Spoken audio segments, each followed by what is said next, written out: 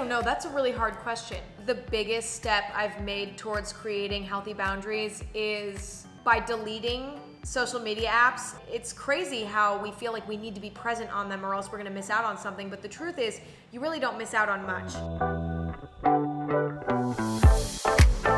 Hi, I'm Emma Chamberlain, and today I'm going to be spilling the tea with Cosmo UK. Don't forget to subscribe to see more from Cosmo UK.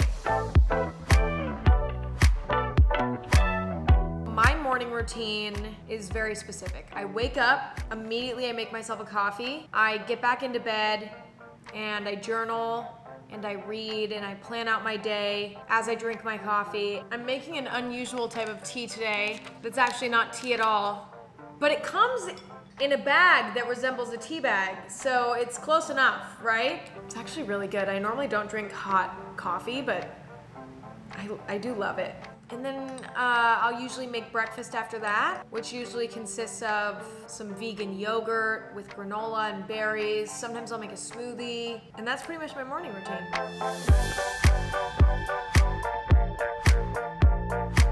We'll call my parents, call my friends. I love watching YouTube videos too, like just scrolling through my YouTube homepage, seeing what's on there, watching something on there. I also like to play drums. I have a drum set. You can't see it, but it's over there. So sometimes I'll play drums for a little bit. You know, you can find new hobbies when you're bored. Try out a new recipe if you're bored. Like, it inspires you to try new things.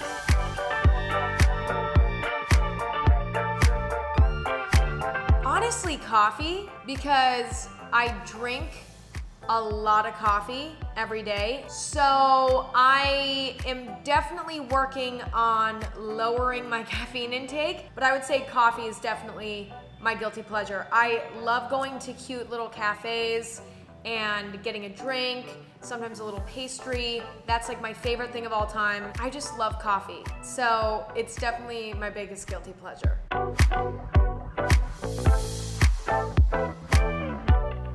My biggest pinch me moment would have to be the first time I was on a magazine cover, which actually was Cosmo US. And I just remember being in the store and seeing it, and I was like, I was almost like numb to it. It was so bizarre, it was so crazy. I didn't even know how to feel about it, but it was definitely one of the biggest pinch me moments for me.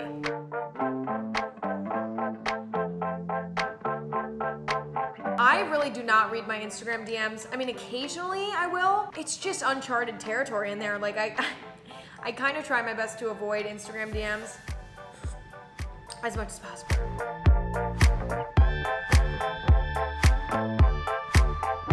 My favorite content creators tend to be chefs. I love watching cooking shows, cooking YouTube videos, all of it. Joshua Weissman is a cook.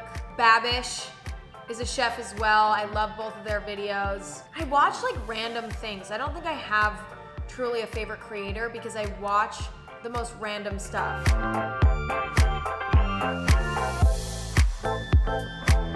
I don't know, that's a really hard question. I would say the best thing about being me would have to be my parents. I just have such great parents, and I'm so grateful for them. The worst part about being me would probably have to be my anxiety, maybe? I'm just a really anxious gal, and it's kind of excruciating sometimes. A lot of you guys can relate, but that would probably be the worst.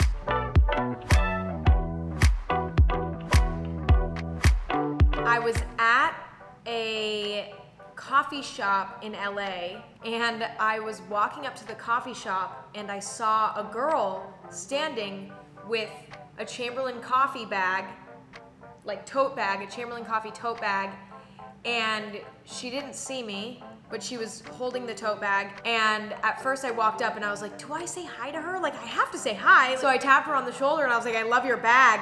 And it was just a precious experience. She was so sweet, and we talked for a little bit, and I was just so honored that she was using my Chamberlain coffee tote bag out in the world. It was like the coolest thing ever. That's always the craziest feeling, because it's like, oh wait, people actually are buying these things. Like, this is crazy, and this is so cool, and it's like so cool to see it in real life. You know what I mean? It really makes it feel real. Setting boundaries on social media is very tough. I think the biggest step I've made towards creating healthy boundaries is by deleting social media apps. I think the key to setting boundaries is not being afraid of deleting an app if it's destroying your mental health. You know what I mean? Like, understanding that you can delete these things and that you won't be left out, you won't be forgotten about, you won't be missing out on anything. Like, it's crazy how we feel like we need to be present on them or else we're gonna miss out on something, but the truth is, you really don't miss out on much. The other thing is I try to make sure I have a lot of different hobbies that interest me to, you know, keep me off my phone, whether that's playing drums, exercising, cooking, that's another great one. Just having hobbies, having things to do that are easy, fun, relaxing, and exciting that aren't going on your phone.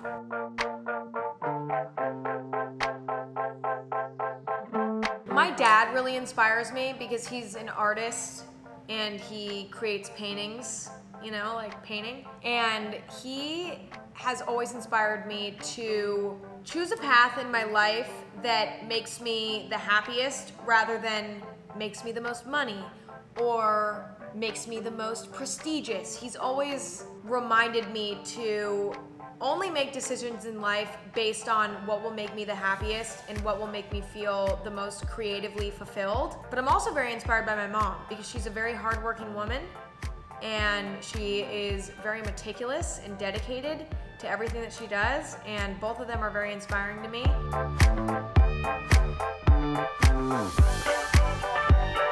I would say my best life advice would have to be think about the bigger picture. I tend to fixate on little unfortunate events throughout the day, or little stressful moments, or little mishaps, right? I tend to focus on those.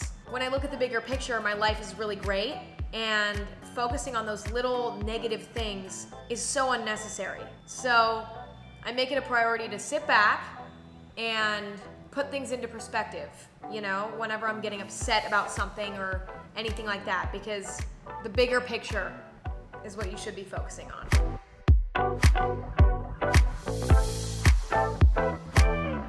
My favorite TV show would probably have to be either The Office, which I know is very obvious, but you just can't go wrong. Like, you just can't. It's the most comforting TV show that exists. It's like funny, it never gets old. I would say The Office.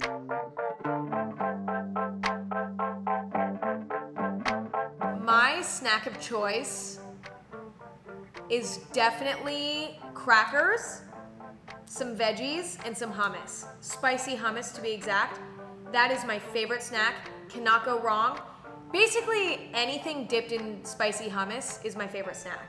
I am obsessed with spicy hummus. I probably have 7 of them in my fridge right now. That's not an exaggeration either. I bulk order spicy hummus online. It gets delivered to my house once a week, and I literally eat an entire tub of hummus every day throughout the day. It's like my go-to snack, condiment. It's my absolute favorite thing on the planet.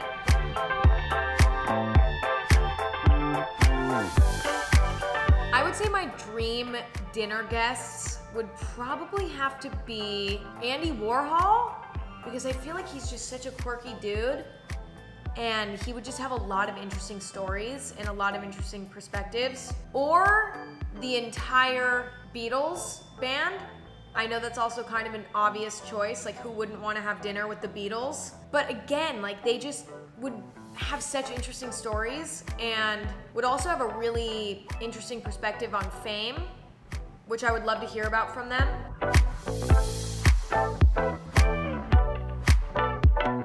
I don't have a favorite meme right now because I have been trying my best to keep my screen time on my phone to a minimum. So I've actually been doing a lot less surfing through social media. I don't really use Twitter or TikTok anymore, so I don't really see any memes. So I do not have a favorite meme right now. How sad is that?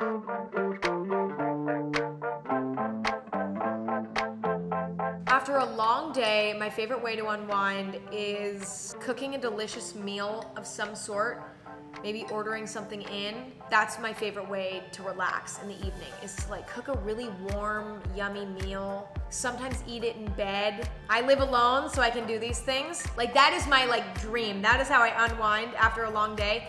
Sometimes I'll shower and do my full skincare routine. That's another way I like to unwind. And I love laying in bed with my cats as well and just cuddling them. That's always relaxing.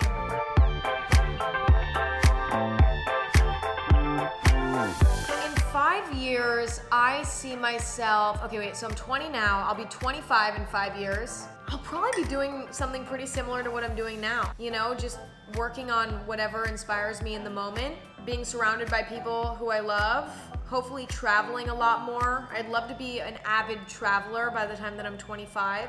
Just working hard and spending time with good people. I don't tend to worry about the future. I'm very much hyper-focused on the now, which can be good but can also be bad. But 5 years from now, I have no idea. Okay guys, thank you so much for hanging out with me, listening to me spill the tea. I had so much fun. Give this video a thumbs up, subscribe to Cosmo UK. Thank you for watching. I'll see you guys around.